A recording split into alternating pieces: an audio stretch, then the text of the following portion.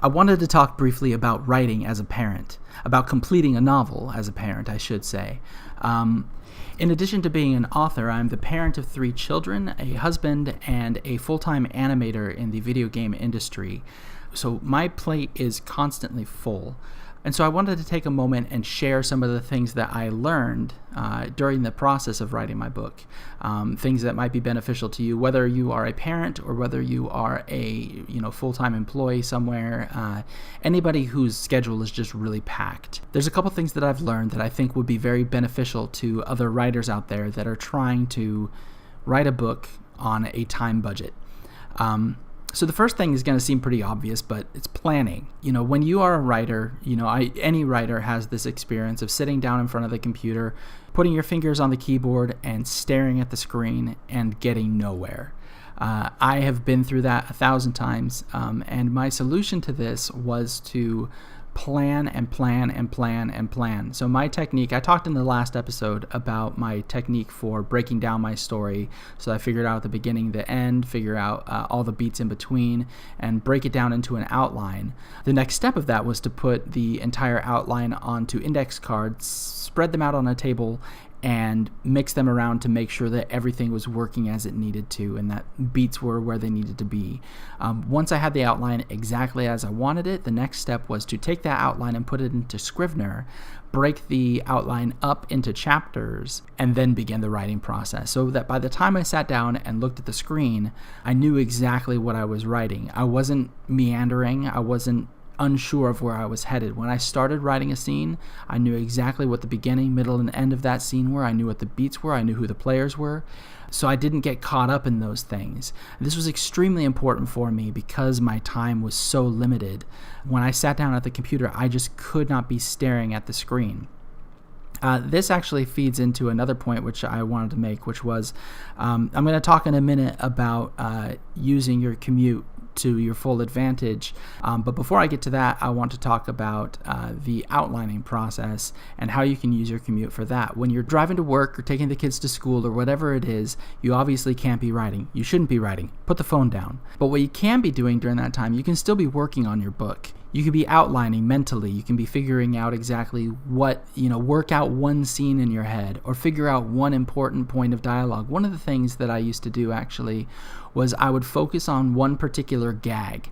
I used to have a 30 to 40 minute commute depending on traffic, and I would spend that time focusing on one particular gag in the story and how can I make this the best version of this gag.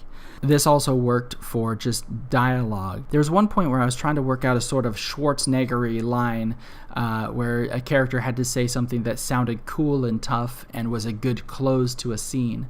And I spent an entire commute just thinking through every possibility and running the ideas through in my head. And what I came up with was a pretty dark line. So the line is, a character points a gun at another character and says, "Keep your head shut if you don't want it open." And I don't know if you like that line, but I'm really proud of that line. I was really happy with it. It was probably about 20 different lines before it was that line. I kept trying different things to try and figure out what was going to work, and finally came up with that one. And it works really well for the scene, and it was definitely a commute well spent. So that was the next point that I wanted to make, was if you have to drive, then use that time wisely. The next point that I want to make is also about the commute, which is if you can find a better commute option. Obviously, it's good for the environment if you are taking a bus or a train. Bicycles are also great for the environment, but not stellar for writing. I used to take the BART train in the Bay Area into work, and what I would do is I would ride up the rail a few stations so that I could get a seat and then ride back into the city. And this gave me about an hour of uninterrupted time to just sit and write. I would put on some headphones and just listen to some classical music, which is another great piece of advice. Listen to classical music. I listened to a lot of Tchaikovsky while I was writing the first draft of my book, and it was a great way for me to kind of shut out the world around me because, on the train there's going to be a lot of conversation. Sometimes there's even bands that come in, and it can get really distracting.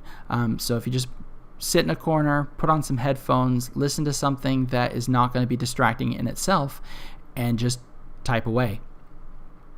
Another thing, kind of still in the vein of commutes, is if you are in a situation where you're unable to write, such as, again, riding your bicycle or driving, listen to audiobooks. Every writer is also a reader, but sometimes as a parent, you could be limited on the amount of time that you have to read.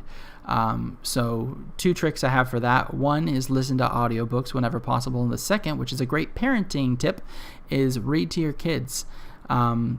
Find some books that you think are appropriate for them and read those. It's great for their development, and it's great for you as a writer to also get in some time reading. Going back to audiobooks, I have an account with Audible, and I would just download a book and listen to it on my drives, and that was a great way to get books into my head with the limited time budget that I have. And the last tip was fill in the spaces. It's really easy to allow time to slip by. My wife and I have what's called the $20 principle. The idea is that, if you go out on the weekend and you spend $20 here, you spend $20 there, and you feel like you're not spending a lot of money, but by the end of the weekend you've spent $200 that you didn't mean to spend. It can be the same with time. You have 15 minutes here, you have 20 minutes there. It's just 20 minutes. I'm going to use that time to browse Facebook or whatever it is. Well, pretty soon you've allowed a lot of time that could have been, combined together. It's hours of time that you're throwing away that you could have been writing. The other thing is that some of that time, like if you only have 15 minutes, it's not exactly reasonable to sit down and write. I don't know about you, but for myself, if I sit down and I know I only have 15 minutes, I'm not going to get anything done in terms of writing itself. But what I can do is, going back to that concept of focusing on one gag or focusing on one piece of dialogue, just find one little thing to focus on and use the time to do that. I wrote the last few drafts of my book almost entirely sitting behind the wheel of my car in the parking lot at work. I would drop my daughter off at school, go into work. I didn't need to be at work till a specific time, so I get there an hour before and sit in my car and write. Just find those spaces to fill in. Bring a sack lunch, use your lunch to write. The only way that you're going to successfully get your book done is if you give up other things that you want to do. As a parent, you're going to be very limited on your time. So take the time that you have and use it pragmatically. I hope these tips are helpful for you, and if you have any tips of your own, I would love to hear them. If you have any questions or comments, I'd love to hear those, and I look forward to talking to you again soon. All right, take care.